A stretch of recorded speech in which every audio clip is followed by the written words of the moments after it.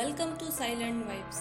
In this video tutorial, I am going to discuss about some of the previous year's questions on biotechnics of methods in biology from subject life science. It will help learners preparing for CSIR, UGC NET, DBT and other competitive exams. So stay tuned and let's begin with the first question. So here the first question is, among existing technologies, which of the following vector system would you prefer to use for generating a library for 140 kb eukaryotic genomic DNA fragments while giving due consideration to size as well as stability of insert? So what will be the answer? Here the option given is phase, cosmid, back and YAC. So what is the correct answer of it? So here, if we focused on two things, that the first is 140 kilo base fragment, then the other is giving due consideration to size as well as the stability of insert. Here back, that is the bacterial artificial chromosome, is more stable as compared to the yeast artificial chromosome. So we obviously use back as it carry 100 kilo base to 300 kilo base. But in YAC, it carries around 1 MB to 1.5 MB. So here the problem with YAC is that YAC vector is not genetically stable because there is recombinant occurs and transposons are also present. So in yeast chromosomes, transposons are present. Along with this, recombination takes place, and because of this, they are comparatively unstable. And if we have to make a stable library or genomic library and we have to use for 140 kilobase, then definitely the best option will be the BAC, that is the bacterial artificial chromosome. So here the answer is BAC, and that is derived from the F plasmid fertility vector. And the other option that are phase and cosmid, and as the phase vector, and if it is M13 phase, it carries 3 kilobase, and if it is lambda phase, it carries only 18 kilobase.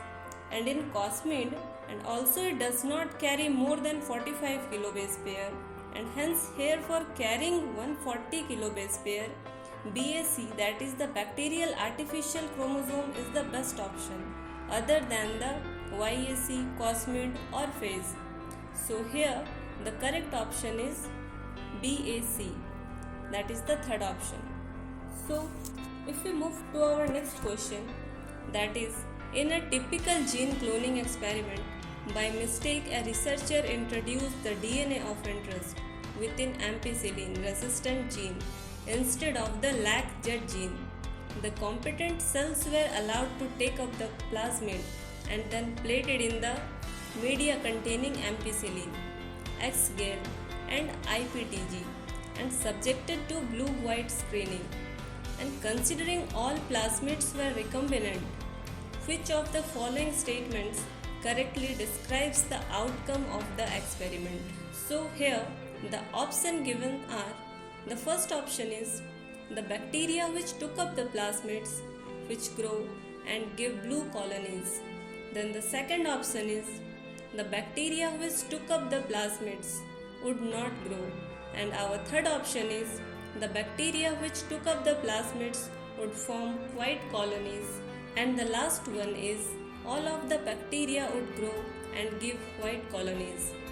So what is the suitable answer of this experimental questions? So here in this question, the competent cells were allowed to take up the plasmid and then plated in the media containing ampicillin as well as the X-gel and IPTG, and which are subjected to blue-white screening. So here, what will be the answer? So here the answer is the bacteria which took up the plasmids would not grow. Even if our experiment will be successful and we got the final result, even after the plasmids would not grow. And here in this question, a researcher by mistake introduced the DNA of interest within ampicillin resistant gene instead of the LAC-Z gene. the experiment would be successful but the plasmid would not grow. So here the correct answer is the second option, where the bacteria which took up the plasmids would not grow. Then we move to our next question. So our next question is, given below there are some statements that are related to various molecular techniques. That the first is, during molecular cloning of DNA fragments, a vector and insert molecule that are digested with two different enzymes can never be ligated with each other. Then our next option is, only 3' to 5' exonuclease and not 5' to 3' exonucleases can be used for digesting nucleic acids to generate blunt-ended fragments for cloning.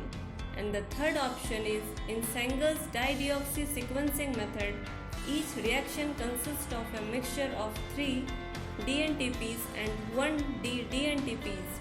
And the fourth option is, self-ligation of a vector with compatible ends can be prevented by treatment with alkaline phosphatase.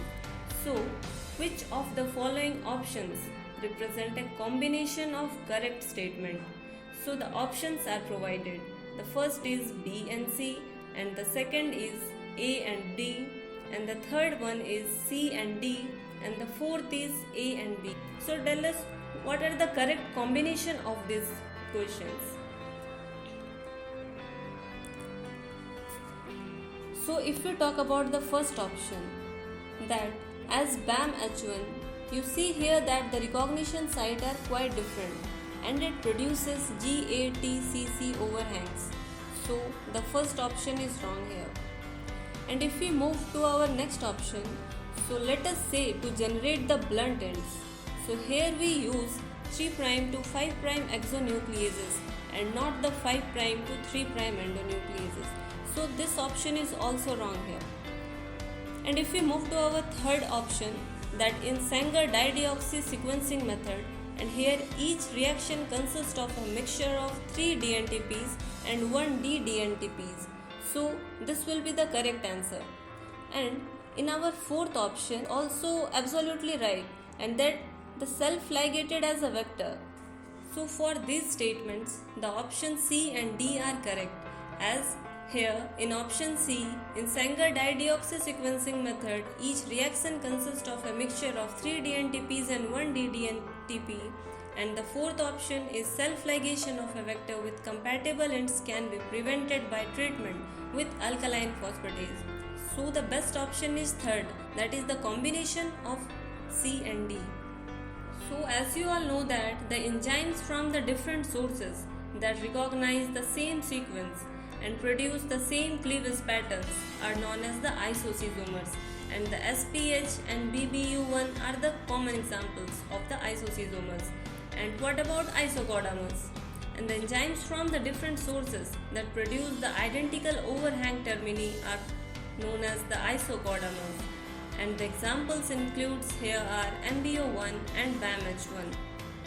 Then if we move to our next question, that which of the following statements about ist artificial chromosomes is false? So these are the options.